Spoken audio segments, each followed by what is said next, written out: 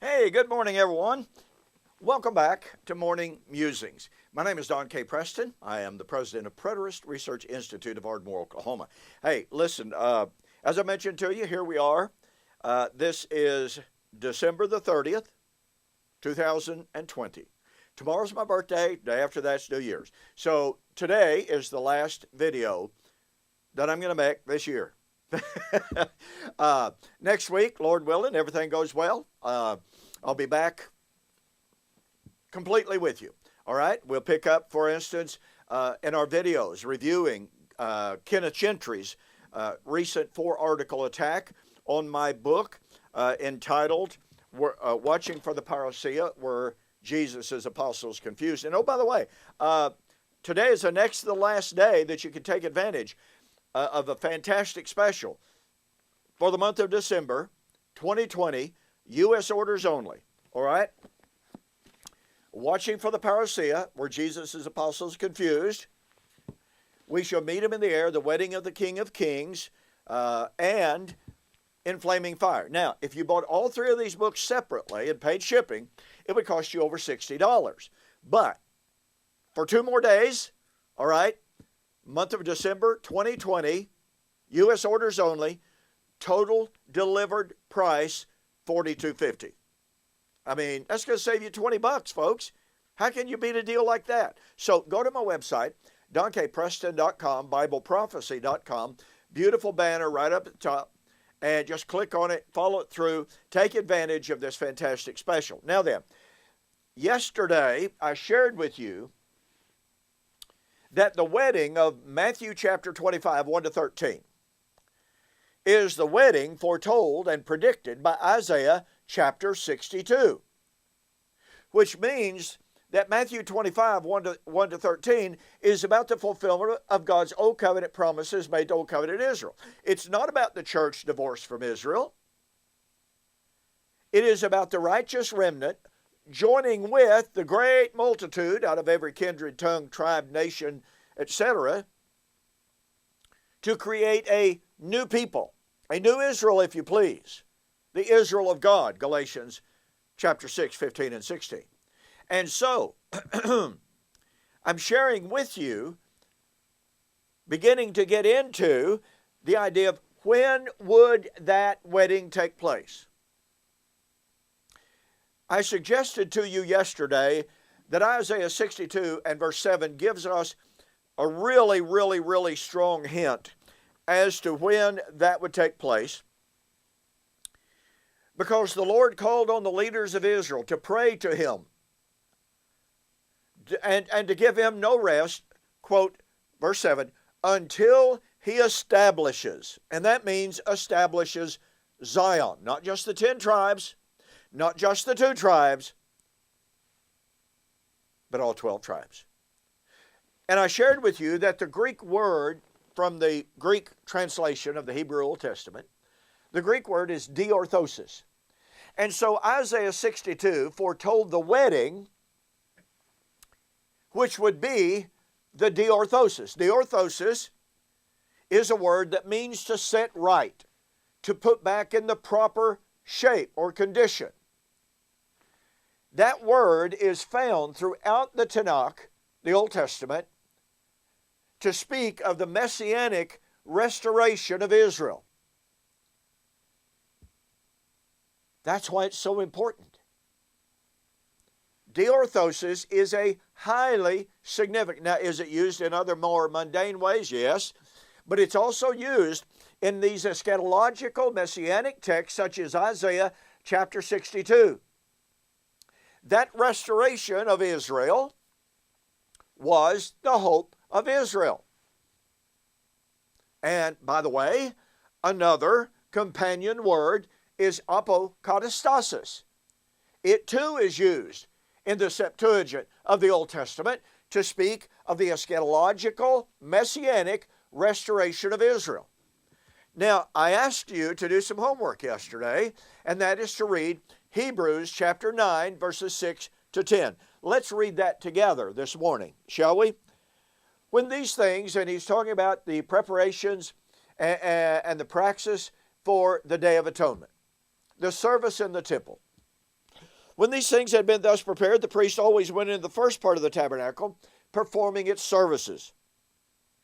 But into the second part, that's the most holy place, the high priest went alone once a year, not without blood, which he offered for himself and for the sins, or for the people's sins committed in ignorance. The Holy Spirit is indicating this, that the way into the holiest of all, now the New King James says was not, but the Greek is not. That the way into the holiest of all is not yet made manifest, while the first tabernacle is still standing, and more accurately, still has standing, from the Greek word stasis, standing, validity. That is the service of the Day of Atonement. It is symbolic, the writer says, for the present time. You see, that's why he's using the present tenses, not past tenses. It is symbolic for the present time in which both gifts and sacrifices are offered, which cannot make him who performed the service perfect in regard to the conscience, concerned only with foods and drinks and various washings and fleshly ordinances, now catch the power of this, imposed until the time of reformation. Reformation. What is that? It is Diorthosis. So the old covenant cultus, with what Paul would refer to in Colossians 2, 16 and 17, the new moons, the feast days, and the Sabbaths,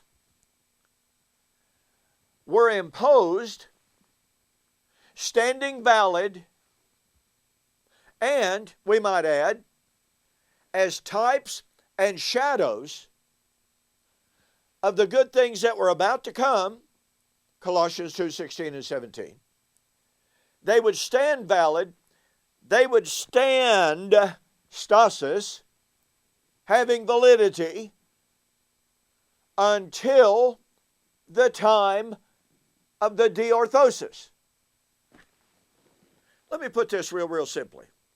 The Old Covenant, the law of Moses, every jot, every tittle of it would stand valid, binding, imposed, that one of the words that the writer uses here in Hebrews chapter 9, imposed until the time of the Diorthosis. The time of the Diorthosis is the time of Isaiah chapter 62. Isaiah 62 anticipated the wedding at the time of the Diorthosis. That means that the old law would stand valid until the time of the Diorthosis, but that means the old law would stand valid until the time of the wedding.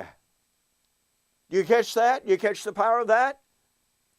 Isaiah 62, the time of the wedding is the time of the Diorthosis.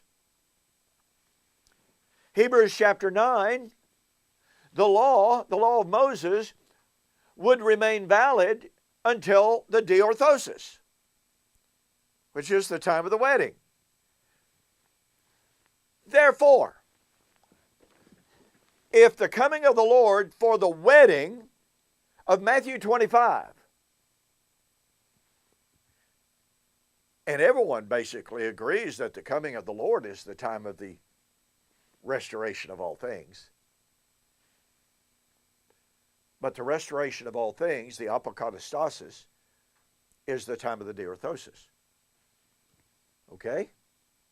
So, if the time of the wedding of Matthew 25 is the time of the wedding of Isaiah 62, then since the wedding of Isaiah 62 is the time of the Diorthosis, And since the Diorthosis of Hebrews chapter 9, verse 6 to 10, would come at the end of the law of Moses, because the law, the ceremonial feast days, the new moons, the Sabbaths, would stand valid,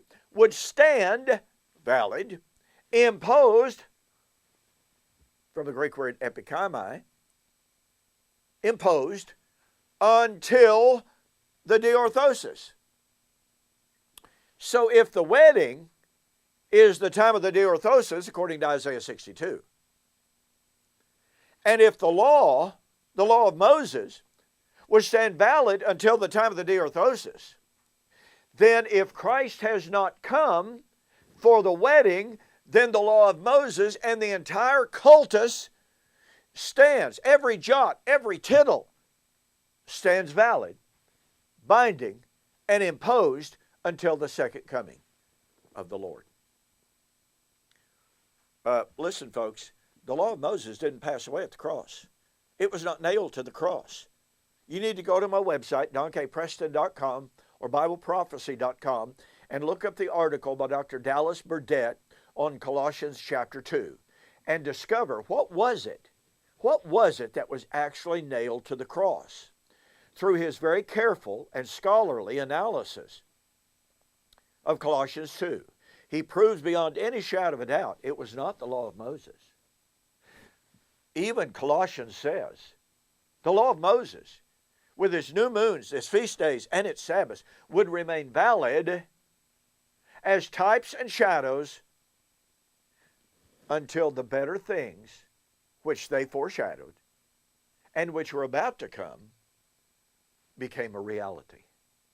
Listen, folks, when we tie Isaiah 62 in with Colossians 2, in with Hebrews chapter 9, when we, connect those dots, which, by the way, is what we're supposed to do for proper biblical exegesis and hermeneutic, when we connect those dots, it demands 100% that the wedding at the coming of the Lord of Matthew 25 would be at the end of the Old Covenant age.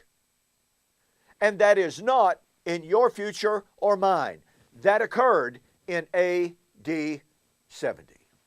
Hey, don't forget, just a couple of days left. Take advantage. Save yourself $20. Go to my website, donkpreston.com, BibleProphecy.com.